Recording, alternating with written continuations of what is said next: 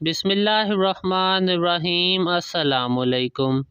دنیا کے کسی بھی خزانے کا ذکر قارون کے بغیر ناممکن ہے۔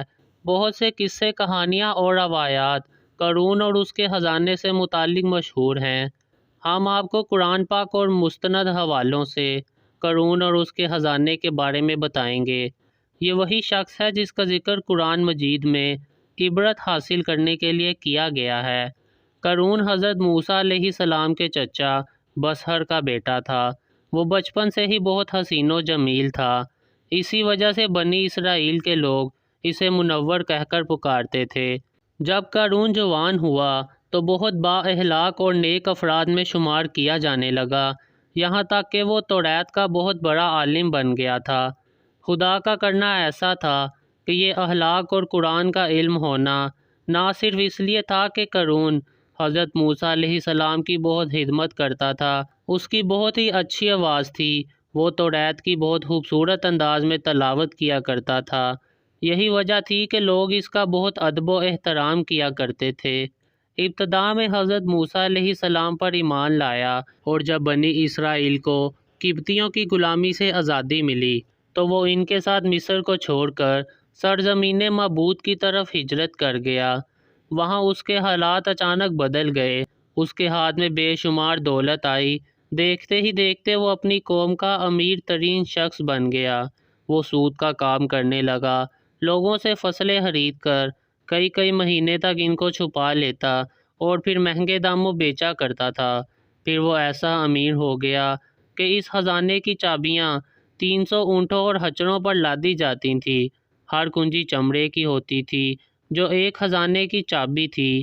دنیا میں سب سے زیادہ دولت قارون کو ہی عطا کی گئی تھی، جس کا ذکر اللہ تعالیٰ نے قرآن مجید میں اس طرح کیا: بے شک قارون موسیٰ کی قوم سے تھا، پھر اس نے قوم پر زیادتی کی اور ہم نے اس کو اتنے خزانے دیے، ان کی کنجیاں اٹھانا ایک طاقتور جماعت پر بھاری تھا۔ جب اس سے اس کی قوم نے کہا اتراؤ نہیں، بے شک اللہ اترانے والوں کو پسند نہیں کرتا، اور جو مال تجھے اللہ نے دیا ہے اس کے ذریعے آخرت کا گھر طلب کر اور دنیا سے اپنا حصہ نہ بھول، اور احسان کر جیسا اللہ نے تجھ پر احسان کیا، اور زمین میں فساد پیدا نہ کر، بے شک اللہ فسادیوں کو پسند نہیں کرتا۔ قارون شروع میں حضرت موسیٰ علیہ السلام کے ماننے والوں میں شامل تھا، لیکن اللہ نے حضرت موسیٰ علیہ السلام کو زکوٰۃ کا حکم دے دیا۔ حضرت موسیٰ علیہ السلام نے اپنی قوم کو زکوٰۃ نکالنے کا حکم دیا۔ یہ سن کر قارون نے بھی کہا کہ وہ اپنے مال کا 1000واں حصہ زکوٰۃ نکالے گا۔ جب اس نے اپنے مال کا حساب لگایا تو ایک بہت بڑی رقم زکوٰۃ کی نکلی، لہٰذا اس کے دل میں حرص و لالچ پیدا ہو گئی اور وہ زکوٰۃ کا منکر ہو گیا۔ اس نے گندی چال چلی، اس نے بنی اسرائیل میں سے ایک گروہ کو جو اس کے حمایتی تھے جمع کیا اور کہا: اے بنی اسرائیل، موسیٰ نے ہمیں بہت سارے امور کا حکم دیا جس پر تم لوگوں نے اس کی پیروی کی، اب وہ تم سے تمہارے مال کو بھی لینا چاہتا ہے۔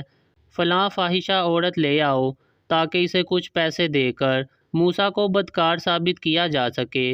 قارون نے اپنی قوم کے لوگوں کو جمع کیا اور حضرت موسیٰ علیہ السلام سے پوچھا کہ زنا کی کیا سزا ہے۔ حضرت موسیٰ علیہ السلام نے کہا: جو بھی زنا کرے، چاہے اس کی بیوی بھی ہو، تو اسے سنگسار کیا جائے یہاں تک کہ وہ مر جائے۔ قارون نے حضرت موسیٰ علیہ السلام سے کہا: اگر یہ کام آپ نے ہی انجام دیا ہو تو وہ بھی موسیٰ علیہ السلام نے کہا: اگر اس کام کو میں بھی انجام دوں، میرے لیے بھی یہی حکم ہے۔ قارون نے کہا: بنی اسرائیل یہ گمان کرتے ہیں کہ آپ نے فلاں فاحشہ عورت سے زنا کیا ہے۔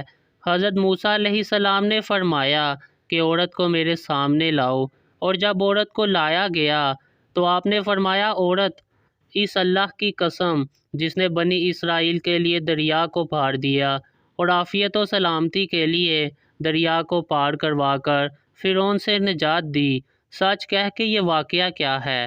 حضرت موسیٰ علیہ السلام کے جلال سے عورت سہم کر کانپنے لگی اور اس نے مجمع عام میں صاف صاف کہہ دیا کہ اے اللہ کے نبی، مجھے قارون نے بہت زیادہ دولت دے کر آپ پر بہتان لگانے کے لیے آمادہ کیا ہے۔ اس وقت حضرت موسیٰ علیہ السلام آبدیدہ ہو کر سجدہ شکر میں گر پڑے اور سجدے میں یہ دعا مانگی: یا اللہ قارون پر اپنا قہر و غضب نازل فرما دے۔ اس وقت جو لوگ قارون کے ساتھ تھے وہ اس سے علیحدہ ہو گئے۔ حضرت موسیٰ علیہ السلام نے اللہ کے حکم سے زمین کو حکم دیا تو زمین پھٹ پڑی اور قارون اور اس کے پیروکار اس میں دھنسنے لگے، اور دیکھتے ہی دیکھتے قارون اور اس کا مکان اور خزانہ سب اس زمین میں دھنس گیا۔ جب زمین میں نابود ہو گئے تو زمین کا شگاف دوبارہ بند ہو گیا۔